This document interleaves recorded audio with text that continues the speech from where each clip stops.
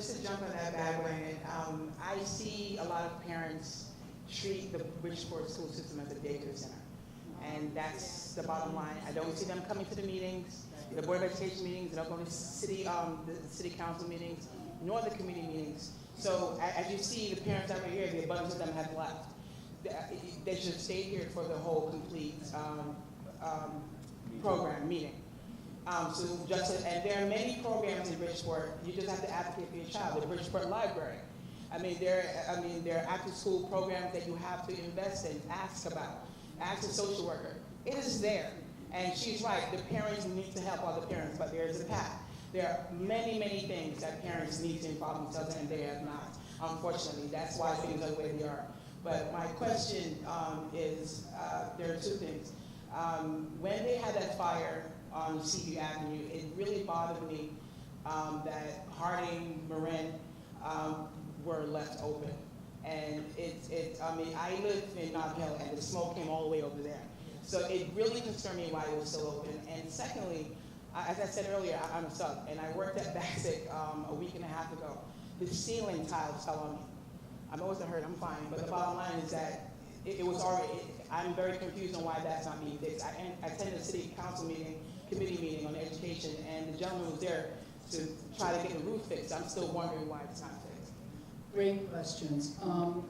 The first one on the fire, I was on the phone with the Department of Health at 10, 11 o'clock at night, the night of the fire, into the wee hours of the morning, and then the Department of Health went out and checked the toxins in the air.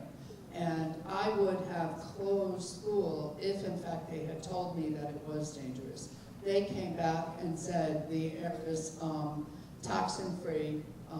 There is no reason to close school. They're the experts, but I want you to know that there was a lot of dialogue back and forth with them. I was at Bassett the other day. I know there's ceiling tiles that you're talking about.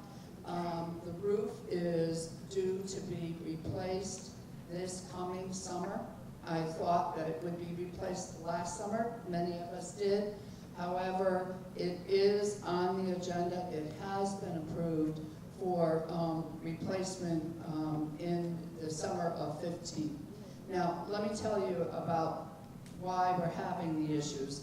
The roofers were there. Evidently, there's a seam from part of the roof being replaced and not the other part. It just wasn't done correctly, so the water comes down through the seam. It's on the 3rd floor of the old building, and we tried to clean it out as best we could. We had the roofer there every single day.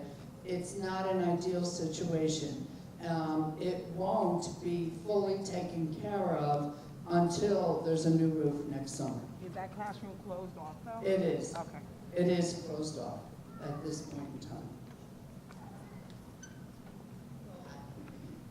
Councilwoman Mary Lee and pastor of the Shadia Church of God in Christ here in the city of Bridgeport. I would like to address the issue about security first. I think the young lady left that said her child was too afraid to walk home. You see, that's what happened when we had I've been in the school system now for over 30 years, and when we had the school police officer, it's just like what happened in the urban setting and what happened in the suburb. When our children get in trouble, they go to jail. When the urban children get in trouble, the police, take them home to their mother and say, you need to talk to this child. And the same thing with the school police. Those police officers knew those kids. The ones that used to come to Waltersville, they knew those children. My little girl that almost got picked up by 2 guys would never have been on the street. That school police officer would have put him in the car until mommy got there, or they would have taken them home or brought them back to the school, one of the two. So I wanted to say that, and I appreciate what the young lady said over here about school. I'm from Alabama. Everything was secondhand. The books were secondhand. Most of the pages were tore out the book. But one thing about it, my mom made us read those pages that wasn't torn out of that book. And when we had home, she made sure that we got it. You know, I think that the problem started in the home, and even though we had to work 4 or 5 jobs, or whatever the case might be, we still cannot forget our children. School is not a babysitting service. School is a place that you come to learn. I have a goal this year, in the beginning of next year. I'm going around every church and talk to parents about getting involved with their children's future. Start talking about that. That's the only way you're going to get most of our attention within the church. So I'm going to talk to them about getting involved with their children's future. I'm going to talk about them getting involved with stuff like this, because see, people will do to you what you permit them to do to you. And we have to make sure that it's not done to us. We have to make sure that it's not done to our children. It began in the home, y'all. Read to your children. When they get out of after-school program, check that homework again. After-school program is not a tutoring service. They make sure you get the homework. Pay attention to your children.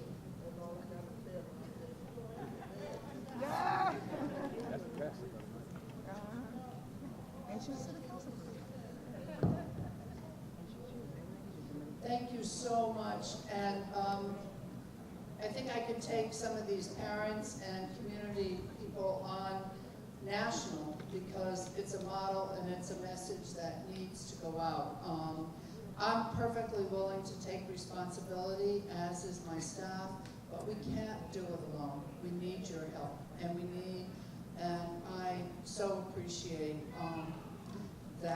those words. It means a great deal. Hello. Hi, my name is Kinsley Osei, Executive Director of Connecticut Against Violence. First of all, I would like to thank Ms. Fran, Mike Testani, and Ms. Sauda Baraka for sponsoring us with their students and trusting us with them for our second annual Back to School Youth Summit at Housatonic Community College.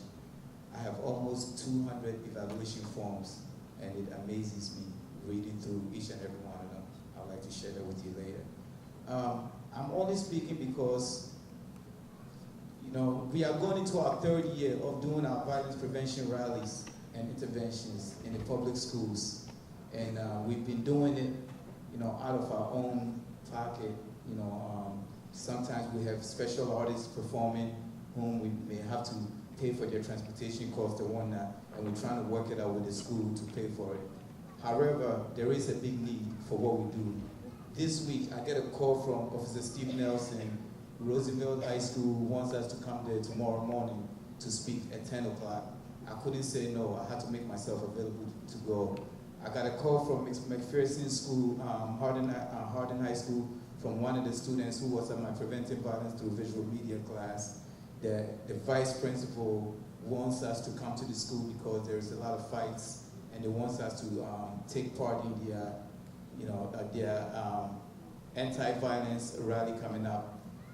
We got another call from Bassett High School for us to participate in their anti-rally this Saturday. I mean, we're going to be getting a lot of these phone calls.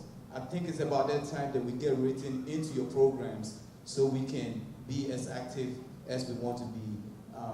When Mrs. Kathy Silver got her position at Bassett High School, she called me immediately. She said, Kinsley, I really need you. It's going to take the community. And she do have a space, and she would like to work something out to try and get us to come in there and work with the 9th graders. I don't want to keep going on and on. Mike, when we met before the summer, you mentioned of a new grant writer that came in that you were going to try to introduce me to, but I think it got pretty hectic for you throughout the summer. That never happened. So I just want to throw it out there. Please keep it in mind. You know, the students need us. We've solidified ourselves as, you know, Connecticut Against Violence. The kids really can relate to us. Our message penetrates. Officer Steve Nelson, he's been on our side ever since we started this rallies in the schools. And please pay attention. Thank you very much. I just want to thank Kingsley. I'm telling you, his program is a fabulous one. I don't know how you do it with the limited resources that you have, Kingsley, but we certainly appreciate it. I'm just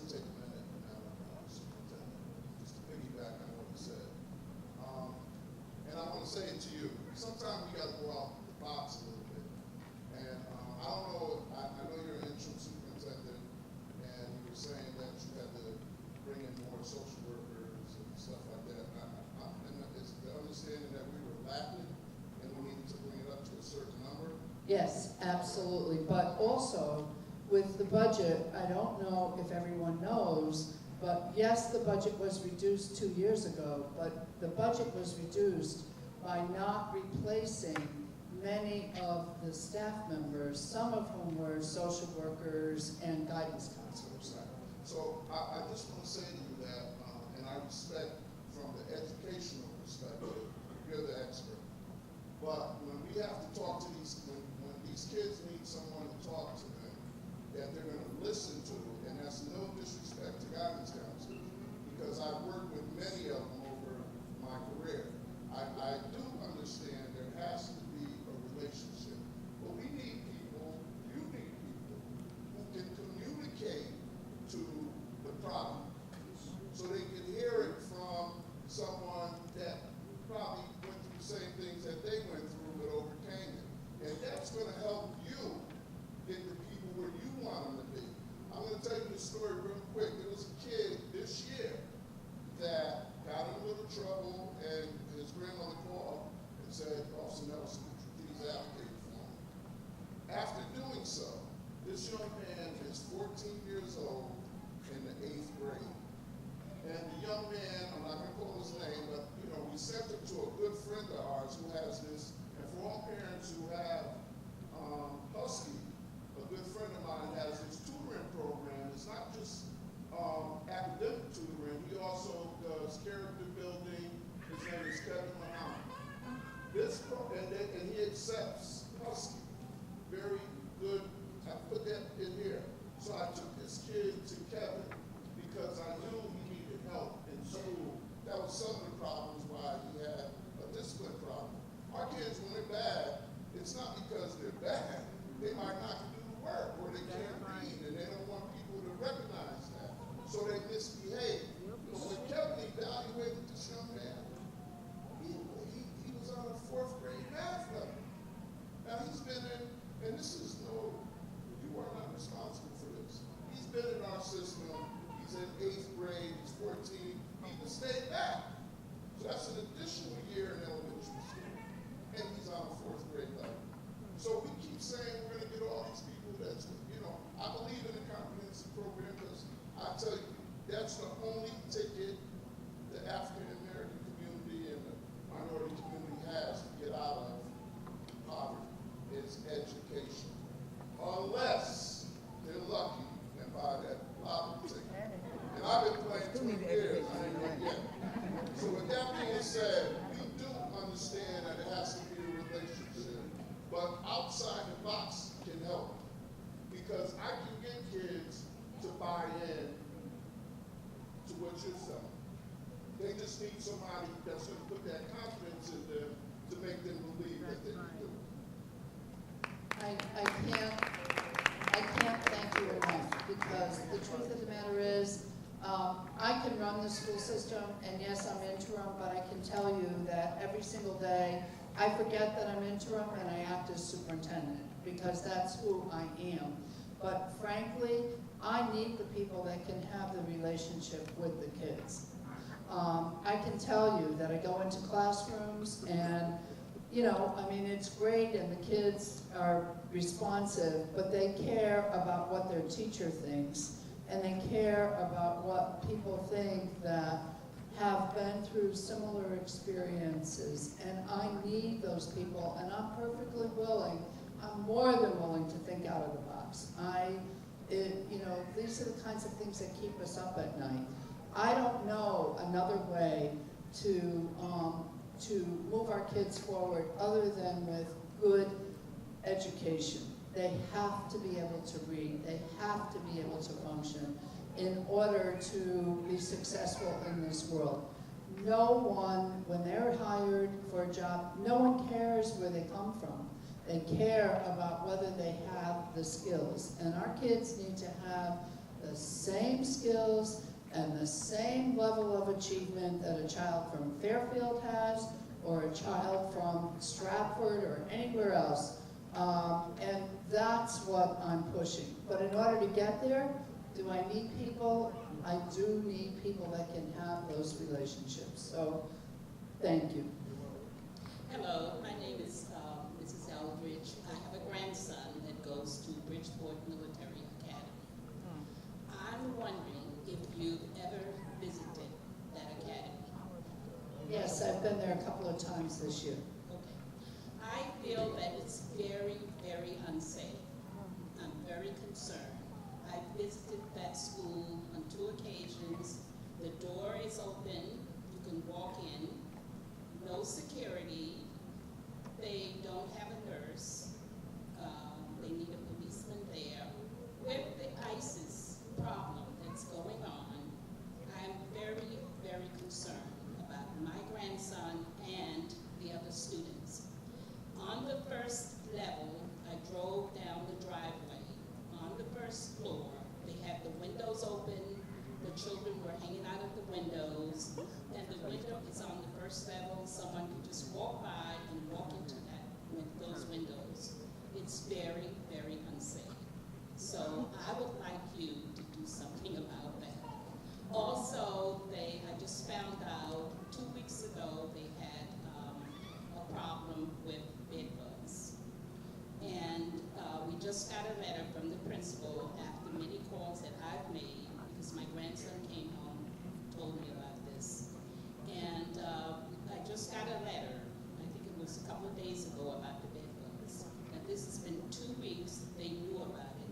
I called there, the secretary said to me, "Ma'am, we don't have any bed bugs." But 2 weeks after that, I got this letter stating they do have bed bugs in the schools. So I would like you to try and see, keep up with that issue. I appreciate it, and I will follow up on that tomorrow. I had not heard about the bed bugs. It is a directive that all the doors be locked in a school. There should be a security person there at all times during the school day. No, we do not have full-time nurses, and honestly, that is not okay. That needs to change for next year. When people tell me, well, you have a nurse Tuesday and Thursday, so what happens on Monday, Wednesday, and Friday when the child becomes sick or gets stung by a bee, as is what happened over at Bridgeport Military Academy? So yes, I will look into that tomorrow. I can't change the windows and where they are, but certainly the kids shouldn't be out of the windows. It's an old building, and we will be out of there next summer. They'll be moving to down by the park to what is our swing space right now, which is a lovely new building. And I have to say, they did a great job of moving over there. It wasn't easy, and the parents worked really hard to get with the staff to get the building in as good a shape as we can. But it's not what I want for kids, and it will be better.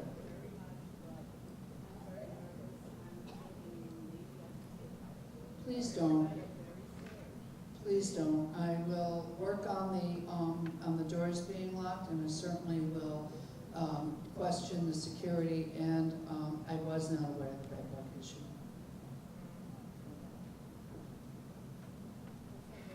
Hi, my name is Mona. I'm part of the business of Alaya.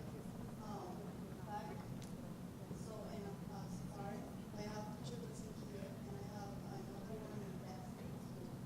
So, you keep asking about our help as a parent. So, for help you with the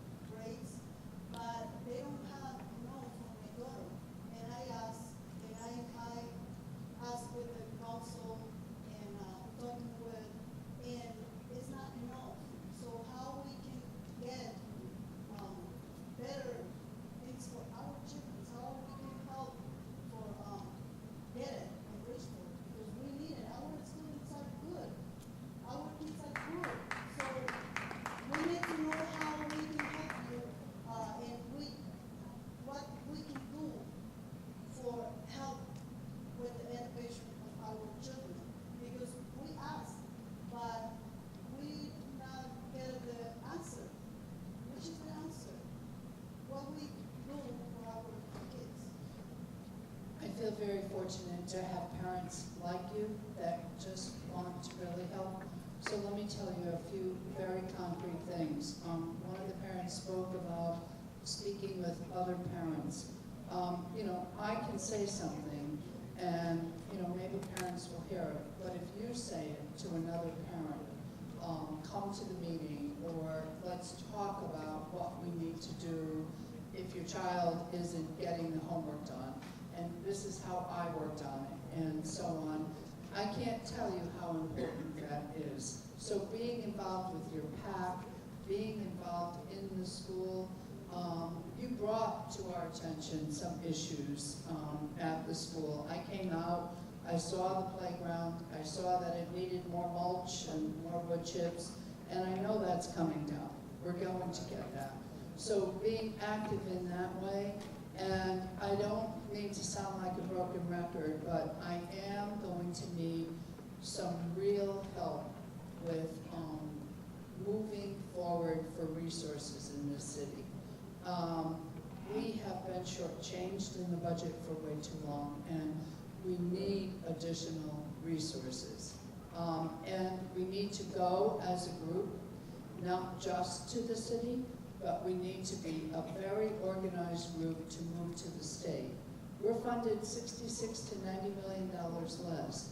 We can't go up there screaming and yelling, but we certainly can go up there with the data that shows where we're funded when the legislature opens and begin to advocate for Bridgeport. And if we go as a body and we're on the same page, you'll be amazed at how we can move things forward. I believe the parents of Mr. Santamaria, even it was a valuable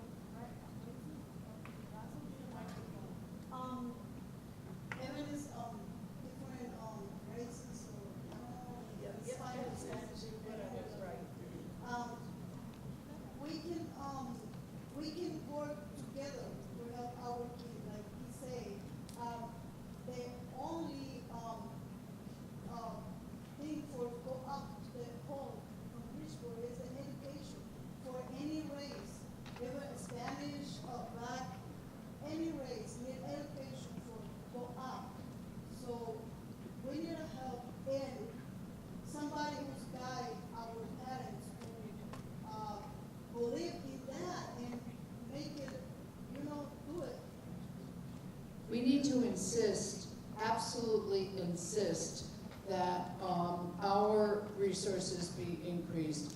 We need to insist that there is universal preschool for all kids. And I'm telling you, you may not have children in preschool, but think about all the parents of the kids coming now.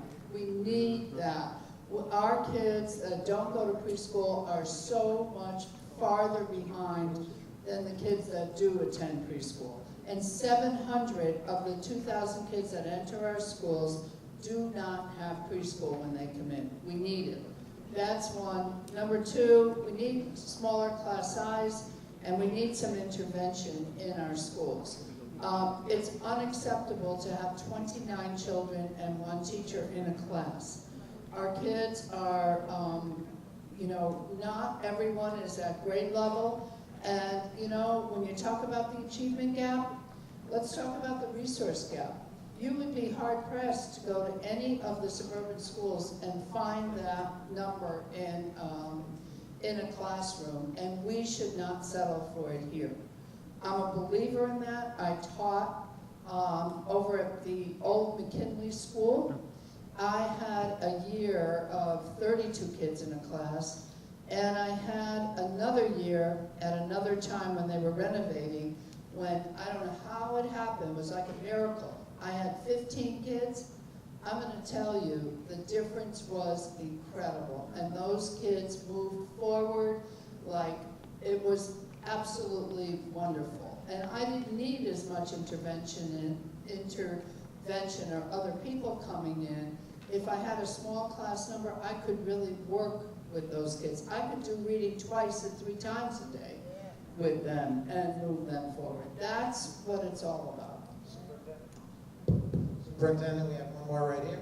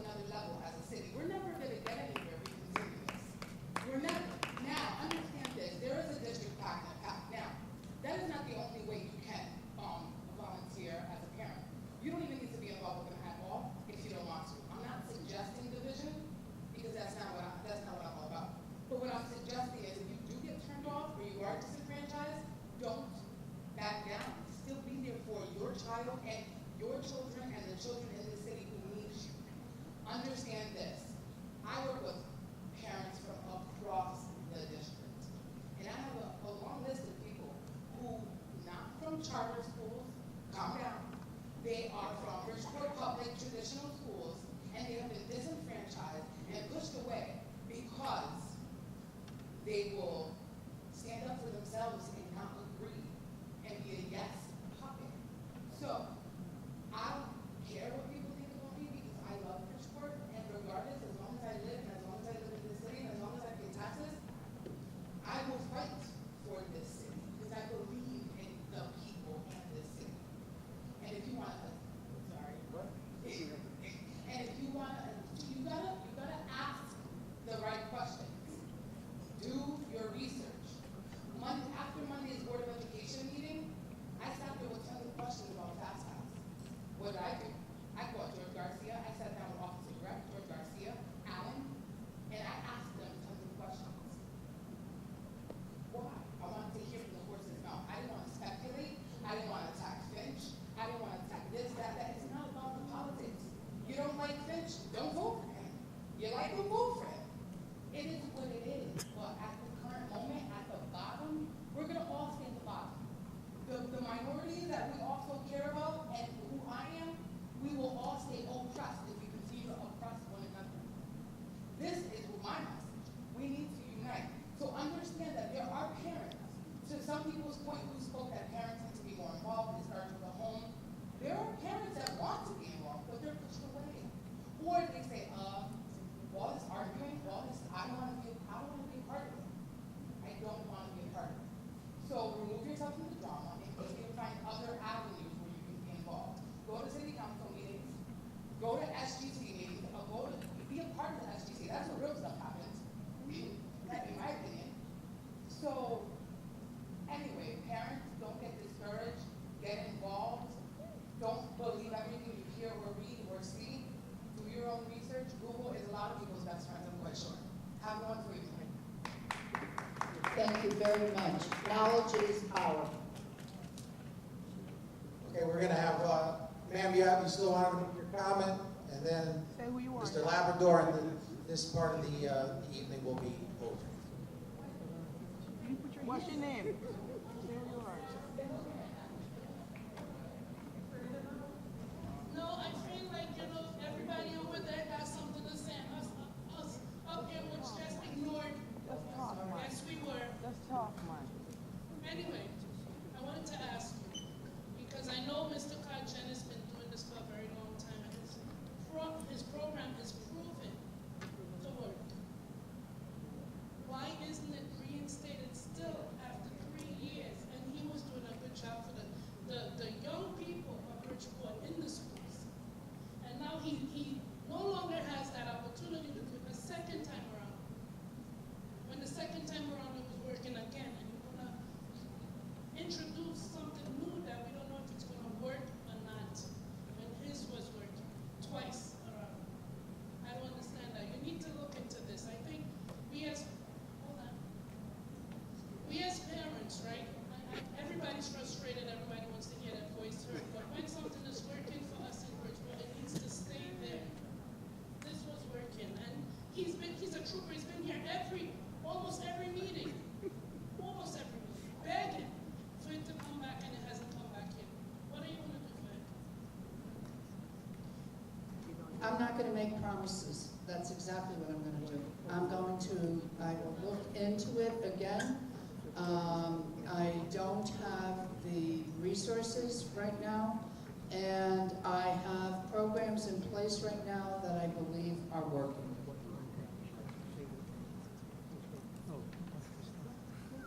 Mike, can you move out the way, please? Oh, I'm sorry. Okay, I'm a parent, grandparents, and great-grand. I had kids going to 3 different high schools, okay? In the process of going to 2 different high schools, I did have one problem. They was not getting books. There was a shortage of books or something. And I had a problem with that issue at the different schools, okay? But my thing is on record say is that when with the school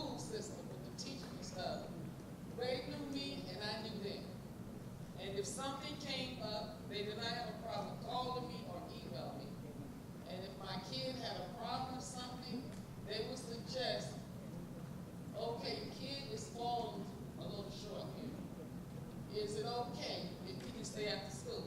I have a problem with that. Because I stick with the kids, my kids, okay? A lot of times, I'm gonna say this and I'm finished. When I went to the 3 different high schools, when they had the parents meeting, parents and teachers meeting, I couldn't even count 10 parents there on my hands, and I attend all the high school. So my thing was, yes, the parents should be involved when they have the parents meeting, faculty meeting. Because I was a concerned parent, and I went to those meetings. But a lot of those meetings, there was no parents. No voice was heard. So I'm not going to put it all on the school, because the parents have to get involved. But I realize the only time the parent shows up, if there's a problem with the teacher or something. But my concern is, I was always there for school when it comes to my kids. I'm just saying that parents should be involved more, can be heard at the meetings. You can voice your opinion. But they do not come to me, I'll let you know that. I can count them. I'm just saying, I don't have a problem with this. And another thing, I know the system say you have to be 2 miles when you take the bus. Okay, my kids are 1.7. But I'm saying that time is kind of rough because one go to Bullhaven, Texas, one go to Harvard. Sometimes it's a little rough walking down Boston Avenue in the area, so I'm saying that maybe they should break that down and go a little.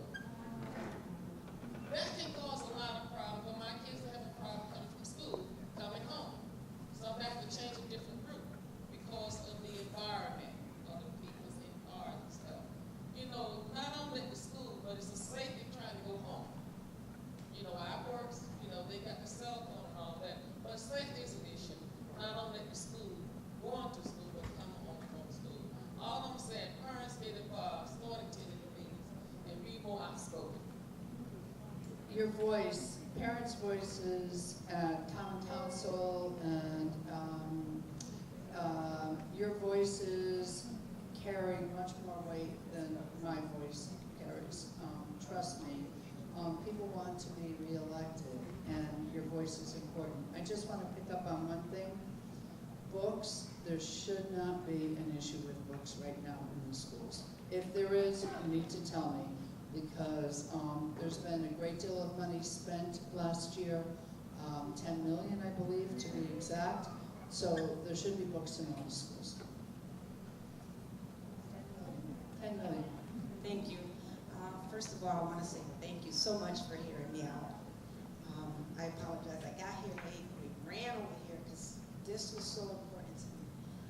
But I am considerate that this is a lot for you and you need to go rest yourself. I don't know if anyone addressed this yet, but I'm going to address lunch. Now that might not seem important for some, but it is very important because I just found out recently that my daughter has not, and friends of hers, been eating. They're going all day without lunch. And we all know, lunch and breakfast, and we all know that they need that to function. You need that, So she's an honor student. She's been an honor student since pre-K. She's in 8th grade. She's been in Roosevelt all those years. I love the school. I love the teachers. I have no complaints in that area. I think they love the children. I think Bridgeport teachers love the children and they work hard. But lately she's been struggling a little, so I'm trying to help her. And then I started to ask her questions. And now I'm finding out that part of her struggle is because she can't think straight. Because for weeks she has not been eating lunch or breakfast. And we're depending on that. Wait till you hear this. So I asked her why, because maybe I could try to make her something. And she said that a couple of times the milk was spoiled, that the food has been bad, sometimes moldy. That should never happen. And just last week, a friend of hers found maggots. Seriously. I wish that she could have took pictures, but they're not thinking about that. They're in school. And it made me cry. I was hurt. Because the thought that there are a lot of parents that might not know that their children are going to school, because they might not mention it to there's parents that are working, they're rushing, so they drop their kid off and they leave it in your hands, and so they trusting that their child is eating. So there might be some of you parents right now that don't know. I was go home and ask your children that don't know their children are not eating all day. And my daughter comes home rushing to eat, you know, and I'm just thinking, well, they have lunch early, but really she's so hungry. But now I find out that that is it, that the food is not good. I don't know if it's the company or what, but even if it's the company, the school is supposed to make sure, regulate this, watch the school, make sure that the food is good for the kids. It's very important that they eat, and I just had to please look into that. Well, I appreciate hearing that. It's the first time I've heard it, actually. I have not heard about spoiled food, but I'll certainly check with the nutrition department tomorrow. I will tell you that the feds, the federal government, in all their wisdom, changed the amount of, will make the lunches healthier, and I suppose that's a good thing, except when you make it healthy and it tastes awful and kids won't eat it, I'm not sure what the real answer is, but that became an issue about 1.5 years ago, and you know, I saw kids throwing out the lunch and not eating it. You know, examples like no syrup on the French toast and things like that. I think, you know, sometimes we can get carried away with that, and we need to be more in the middle. But it is unacceptable to ever have anything that's spoiled or past the date or any of that. So I will check that tomorrow. Ms. Rabinowitz, first of all, I'd like to thank you for coming out and giving the parents an opportunity to express themselves. But there is something that I need to kind of clean up that was mentioned about what goes on in the school as far as security. Not for nothing, I work here. I've been in the system 28 years. I have to tell you that I'm probably one of the very few that owes their job to nobody in the city, because I don't owe my job to anybody. But I need to tell you, whether you understand this or not, if your child goes to this school, he is or she is probably one of the safest kids in the city of Bridgeport, because if you look at the number and the ratio of how many security guards there are here to the number of kids that are here, and the incidents that you may think are a security problem for your children, there are 2 security guards for every 600 and something kids that are here. In a building that's a block wide, a block long, with 4 different exits at the end of the day, and 3 and 4 entrances into the building at the beginning of the day. And you have not heard about Caesar Battaglia being in the paper about any major incidents happening at this school. So whether you know it or not, your children at this school are probably one of the safest buildings in this city. Again, I thank you. You've been handed a situation that was long grown before you got here, and I wish you a lot of luck. If I can make it better with your help, I'll be very, very pleased. I want to thank everybody for coming. Please drive home safely. Thank you all.